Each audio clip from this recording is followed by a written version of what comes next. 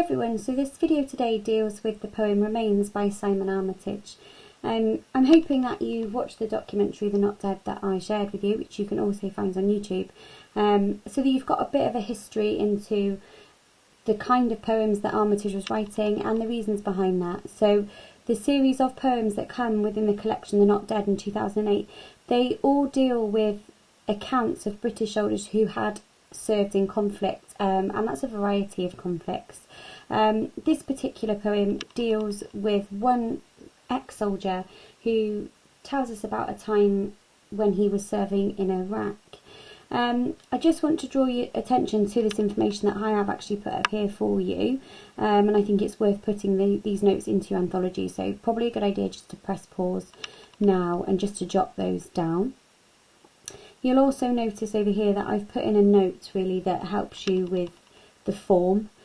There is no regular line length or rhyme scheme within this poem, and I suppose that's in keeping, or it's synonymous with, the unpredictable nature of war, as in you can't just confine things, it can't have a rigid structure, a rigid form like poems such as London. Instead it sort of jumps everywhere.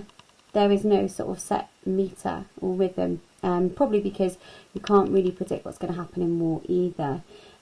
Thinking about the structure of this poem, it begins as an anecdote where we hear the speaker talk to us about what's happened, and then the tone drastically changes really as we come to have this graphic description of a man's death at the soldier's hands.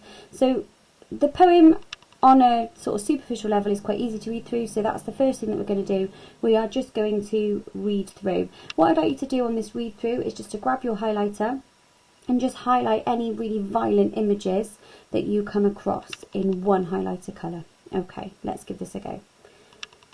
On another occasion, we get sent out to tackle looters raiding a bank, and one of them legs it up the road.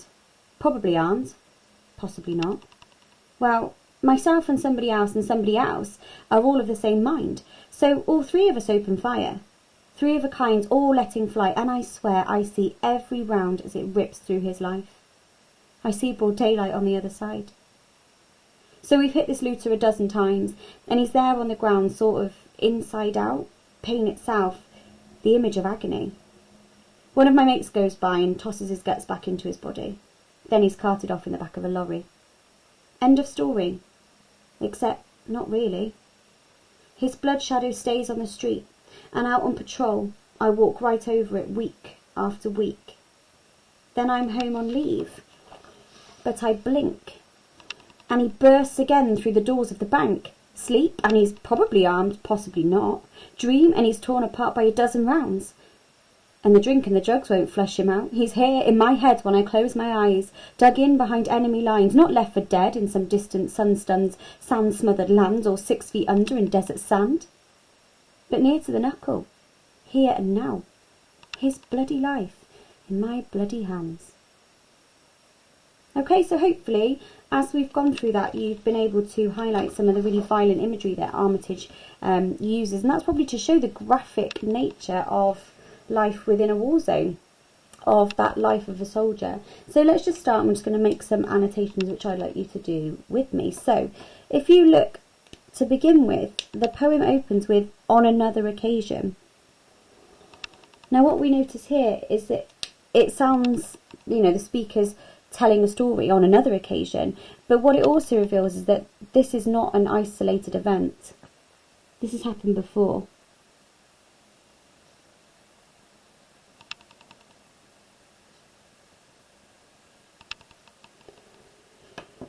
You'll see it here as well. We get sent out. And I suppose really that conveys the idea that these soldiers didn't really have a choice in this. They were sent out. And then you can link that idea of soldiers being sent to do things that, they may not have agreed with poems such as Charge of the Light Brigade as well. So there is a direct order. So we might question whether soldiers had a choice. This is also a common theme in bayonet charge.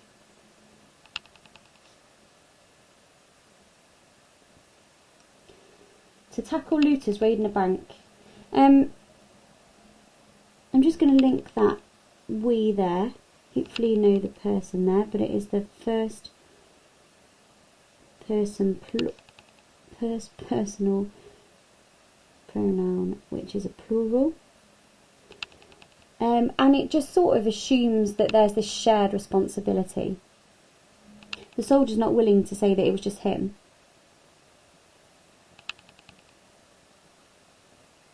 And I guess that's kind of like pack mentality, if you want to put that in as well. I'm just going to write it in for you. The idea of pack mentality. And one of them legs it up the road. It's very colloquial, some of the language here. And if you've watched the documentary, you'll see that some of the chaps that are interviewed there, they do speak they use a lot of sort of slang. They are very matter of fact, and it's just how it was to them. So legs it up the road, I'm just going to, this is an example of colloquial language, which is slang. And it gives it this kind of matter of fact tone. Like, well, this is just what we did, he just legged it up the road. It's just almost as if you would be talking to your friends, or just talking in the playgrounds about it. He legs it up the road, but this is actually really serious. Probably armed, possibly not. I'm just going to grab a different colour highlighter for this, because this is a refrain. And it comes up quite a couple of times. Now, what you've got here, probably and possibly, they are adverbs, but they are like not fixed adverbs. Probably and possibly, there is an element of doubt here.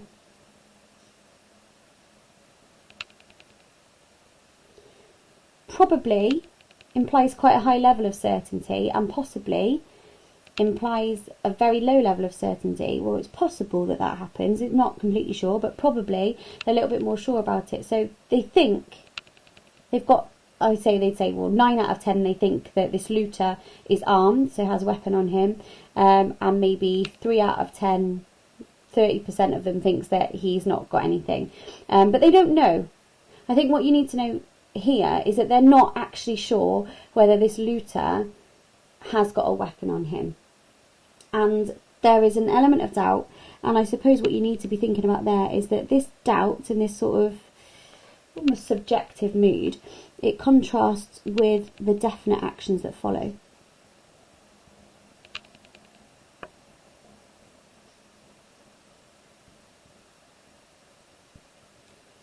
And the speaker goes on to, and it still sounds here like he's telling a story. Wow, myself and somebody else, so it wasn't just me, is almost the point he's making. We are all of the same mind. So there's all of this joint responsibility, this group mentality. All three of us open fire. Wow, okay. They open fire.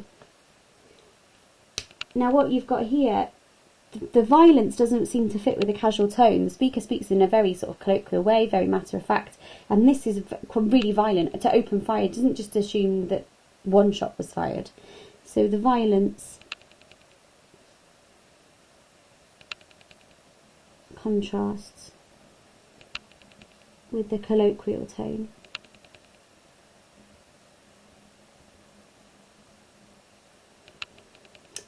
Three of a kind, all letting fly. So there's quite a lot of repetition in here, that it is not just one soldier's responsibility. There was a group of chaps here tasked with this. Three of a kind, all letting fly. And I swear, I see every round as it rips through his life. And that's quite, well, it's not quite, it's very graphic imagery. But it's more than that. It is actually a violent metaphor if you think about it really carefully. Now, it's a violent metaphor because a bullet cannot actually rip through someone's life. A bullet can rip through someone's body, but it makes the distinction that this is through his life. So it shows the depth of impact. This is not just a physical injury.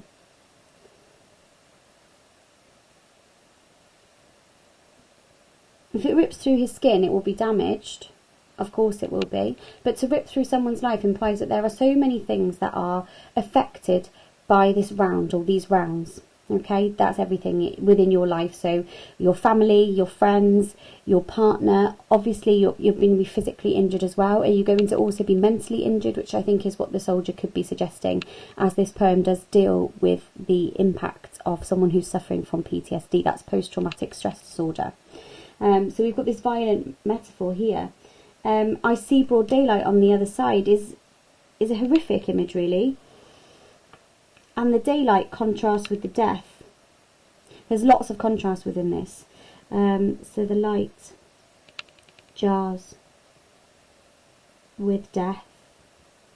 And it just really gives you this visual horror of the scene. So we've hit this looter, and it goes back to this really colloquial tone again, doesn't it? So we've hit this looter a dozen times, and he's there on the ground, sort of inside out. Now, I think that Armitage does this on purpose, sort of inside out. It feels like a really childish description, what it does to me. Like, oh, he was kind of inside out. A childish description. If you don't want to say childish and you want to be a bit more fancy, then you could say it's a juvenile description, which is probably better. And I suppose that's because this action, or these actions within a war zone, can't be processed in an adult way.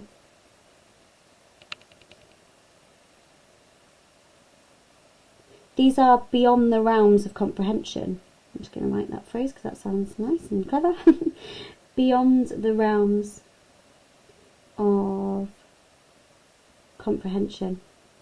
Perhaps, but he's sort of inside out. You know, they're not really sure what's going on here, are they? Pain itself, the image of agony. So you get this increasing level of pain. Like, it's painful, isn't it, if you rip your fingernail? But agony implies this almost indescribable pain. So that the idea is escalated as we go through. One of my mates goes by and tosses his guts back into his body. Then he's carted off in the back of a lorry. Tosses his guts back into his body. I mean, this verb tosses. You would toss litter in a bin. It's a very throwaway action. You just, like, it shows a lack of care. You just toss things in the bin, or just toss that on my bed, or just toss that in my bag, whatever you want to say. But there's no real care for where things land, but he just tosses his guts back into his body. I think it's, you know, guts. The speakers use the word guts just to sum up his whole insides. But he's basically just put all of his internal organs back into the gaping hole that's in his body. The image, if you really think about it carefully, is absolutely abhorrent, and it's so casual. And I think that's where we as readers are a bit like, oh, that doesn't feel right. It doesn't feel right that you've destroyed this man's life. Physically, he's lying on the floor, he's dead, and he's carted off in the back of a lorry. To be carted off, I mean, it's almost animalistic, isn't it? Like, we'll just put carcasses in the back of a lorry. And there's a complete and utter lack of care, a lack of dignity, lack of care and dignity. And he's put in the back of a lorry. I mean, how dehumanising. And I think really this is the reality, that for this soldier, this account is the reality of what they went through day in, day out when they were in Iraq. So I think just be aware of that, like the intense graphic imagery that these soldiers had to process when they then came home from war was, you know, for them sometimes really incomprehensible, and they couldn't articulate it. It's very, very similar to War Photographer, where the photographer is infinitely changed when they return back to home soil. You know, the quotation, War Photographer is rural England. They're back in rural England, and they still can't process the images in the dark room. And this is a dark room, metaphorically, for the soldier.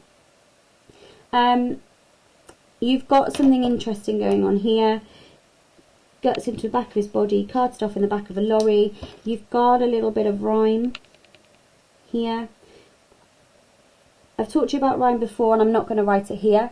So if you need to pause after this and jot it down, please do. Don't just write rhyme if you don't understand why rhyme's important. rhyme, especially children's nursery rhymes, they sound really nice. Body lorry sounds nice, doesn't it? And rhyme is often used for positive moods, but just like nursery rhymes, they hide a really morbid truth. They usually hide really quite drastic tales. We've talked about this with Ring Ring of Roses, all the things to do with plague, Black Death, where people are dying. So the use of the rhyme hides the morbid truth. I know I said I wasn't going to write this, but here you go. But you need to understand why. You couldn't just write the rhyme hides the morbid truth. You'd have to explain to an examiner why Armitage's use of rhyme here is actually covering up what's really going on. Like, you'd have to explain why Armitage employs the device of rhyme here at this point. Right, we come here. End of story. Okay, so we are now out of the war zone. Turning point. Should be writing down that it's a volta. You should know that. There's a turning point. There's a volta here. And we go home. We go to the soldier's home. End of story.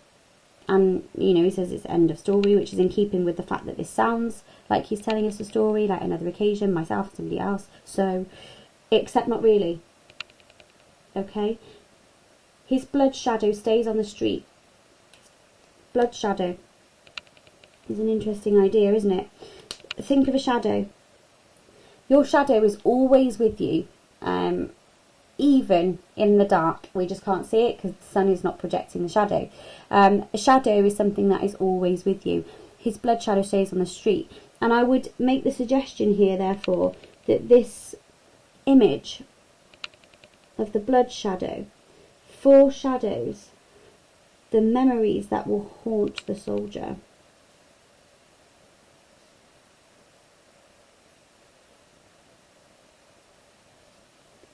Much like in War Photographer here. Okay, his blood shadow stays on the streets, and out on patrol I walk over it week after week. So he just walks over it, but he can't forget it. It's still there. It's imprinted on his brain, his memory. Then I'm home on leave. If you want to do something clever with it here, this here is a short phrase, a short clause. You've got a caesura here, a break in the middle of the line.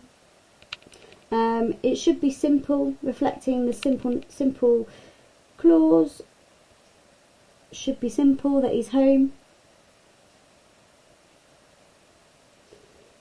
He's not dealing with the conflict, he's not dealing with the warfare anymore, but it's not.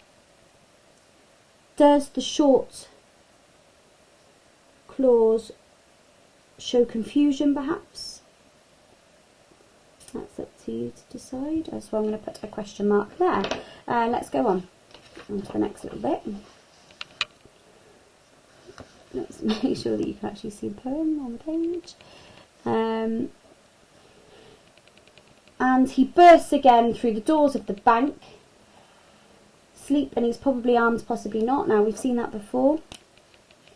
And I think it's this idea of doubt, like, they don't know, possibly not, maybe he wasn't. Have they killed him for no reason? Could they have stopped him peacefully? Did they need to shoot him? Is this all these ideas of guilt that are brought to the fore with that line?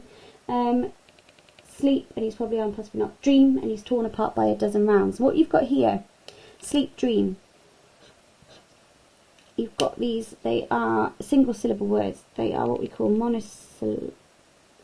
monosyllabic sentence openers, or line openers, probably should say really in a poem. Monosyllabic line openers, they might reflect the gunshots that were taken. I mean, it's a little bit of speculative, so you'd have to say they could. So I'm just going to write could in bold. Monosyllabic line openers could reflect the gunshots the soldiers fired. Okay, that's just an interpretation.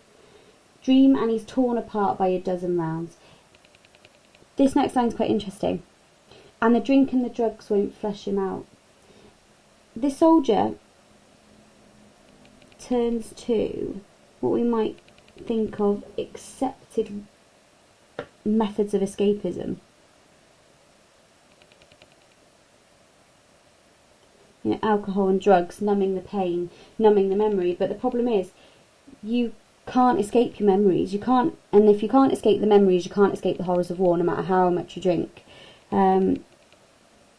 Still can't escape his memories and horrors of war. So he's always going to be imprisoned by his memories.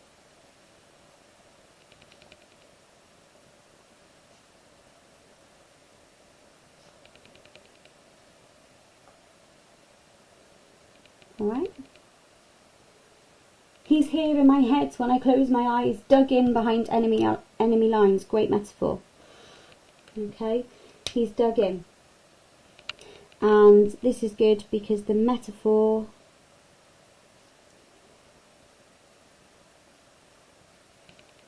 effectively uses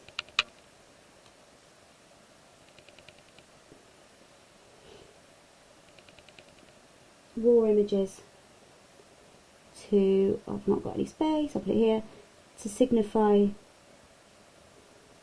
that his own memories are now an enemy.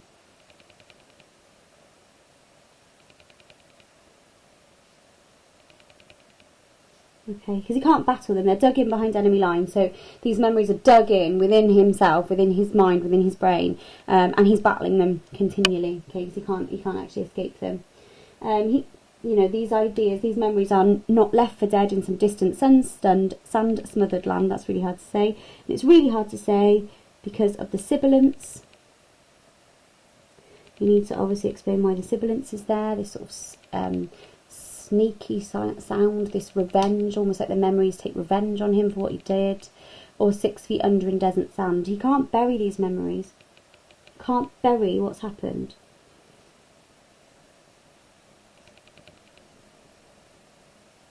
But near to the knuckle, here and now. His bloody life in my bloody hands. Look what you've got here. I don't want to use that word. His bloody life, my bloody hands. You've got a nice example of some polysemous language here. I also taught you the phrase for this before when we did checking out my history. Bloody means 2 different things. If you don't know what it is, I'm not putting it here. Use your anthology, find out what the terminology is when you use the same word twice but in different contexts. Go and find out what it is because it's really effective here. His bloody life in my bloody hands. Now, this bloody here, I think you'd assume that this is a curse word. So he curses what's happened. Swear word if you want. Curse word sounds better in the exam. And then this bloody hands here, I mean they're both adjectives, no matter how you say it, but bloody here, I think this is like the physical blood, that his hands are bloody. Now link this to the image of Lady Macbeth, which is a good little intertextual thing to know. The phrase, you've got blood on your hands, suggests that you've committed murder, doesn't it? Like if you say, she's got blood on her hands, Lady Macbeth, she's committed murder. Now Lady Macbeth, probably much like this soldier, if this soldier has been at home for a couple of months, he's not actually going to have blood still on his hands, is he? He's going to wash them off. Very much like Lady Macbeth, she doesn't actually have blood on her hands, but she acknowledges the guilt that she feels here. Now what we'll notice is that Lady Macbeth, she was driven to her own suicide through the guilt that she encountered and experienced as a result of what her and her husband did. This is not to suggest that the speaker in this poem is going to commit suicide like Lady Macbeth, but it does show you that he will continue to be haunted by the memories of what he's done at the hands of war, the fact that he was sent to do them, much like Lady Macbeth. So it's a really good point of intertextual reference here. What you'll also notice, I'm just going to do this in blue, even though it doesn't need to be in blue, is that it ends here. His bloody life in my bloody hands. You've now got this first person possessive pronoun, and in a change before it was we, this is now I, therefore this is now singular. When he's home on leave and they're his memories, there is no collective responsibility when he's back at home.